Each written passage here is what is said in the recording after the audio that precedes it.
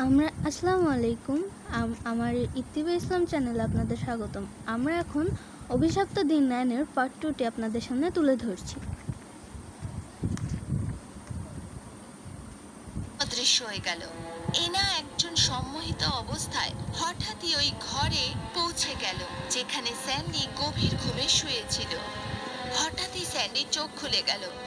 ও নিজের সামনে অ্যানাকে দেখতে পেয়ে খুব ভয় পেয়ে গেল আর বলল, তুমি ভেতরে কি করে এলে অ্যানা? চলো আমার সাথে। চার্লস সম্মোহিত অবস্থায় অ্যানার সাথে চার্চের ভেতরে চলে গেল। চার্চের ভেতরে ওই ভয়ানক নানকে দেখে চার্লসের সম্মোহন ভেঙে গেল আর ও কাঁপতে কাঁপতে এনার দিকে তাকিয়ে বলল, কে অ্যানা? অ্যানা এক রকমের শয়তানি হাসি হেসে চার্লসকে বলল, উনি আমার মা চার্লস, তুমি ভয় পেও না। যখনই আমি আর আমার মা তোমার শরীরের রক্ত চুষে নেব, আমাদের দুজনের শক্তি যেটা পুরো সংসারে পুরোপুরিভাবে কাজ করে না সেটা আবার ফেরত আসবে। এটা বলে এনার চেহারা ওই ভয়ানক নানের মতন হয়ে গেল। তখনই ওদের দুজনের কানে মার্থার আওয়াজ এলো। আমি জানতাম এরমই কিছু একটা হবে। অ্যানা আর ওই ভয়ঙ্কর নান যখনই পেছনে ঘুরে দেখলো, তখনই ওদের পেছনে মার্থা হাতে বন্দুক নিয়ে ওদের পেছনে দাঁড়িয়েছিল।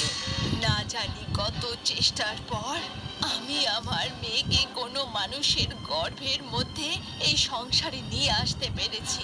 এই মূর্খ মহিলা, তুই কি ভাবছিস যে তুই মানুষের খেলনা দিয়ে আমাকে আর আমার মেয়েকে শেষ করতে পারবি? আমি তোর আর তোর মেয়ের সম্বন্ধে প্রাচীন গ্রন্থের মধ্যে অনেক কিছু পড়েছি, আর আমি জানি যে যখনই তোমরা দুজনে আমার ছেলে স্যান্ডির রক্ত খাবে, তোমাদের শক্তি আবার ফেরত চলে আসবে আর তোমরা দুজনে মানব জীবনের ওপর বিপদ নিয়ে আসবে। আমি এটাও জানি যে তোমাদের দুজনের সাথে মোকাবিলা আমি করতে পারবো না, আর তারপরেও তুমি এখানে মরতে চলে এসেছিস। তুমি আমার পুরো কথা শোনোনি। যদি আমার নিজের ছেলেকে মেরে দিই, আমি এটাও জানি তোমরা দুজন সব সময়ের জন্য এই চার্চের মধ্যে বন্দী হয়ে যাবে আর তোমাদের শক্তিও শেষ হয়ে যাবে। তোমাদের দুজনের হাত থেকে মানব জাতিকে বাঁচাতে যদি আমার নিজের ছেলেকেও মারতে হয়, তাহলে আমার কোনো দুঃখ হবে না। এটা বলেই মার্থা তৎক্ষণাৎ গুলি চালিয়ে দিল।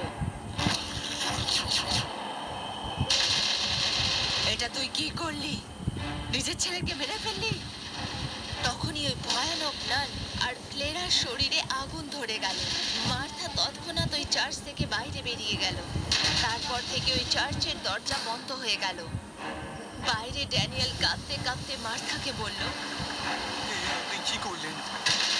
মানব জাতিকে বাঁচানোর জন্য আমার কাছে এছাড়া কোনো রাস্তা ছিল না।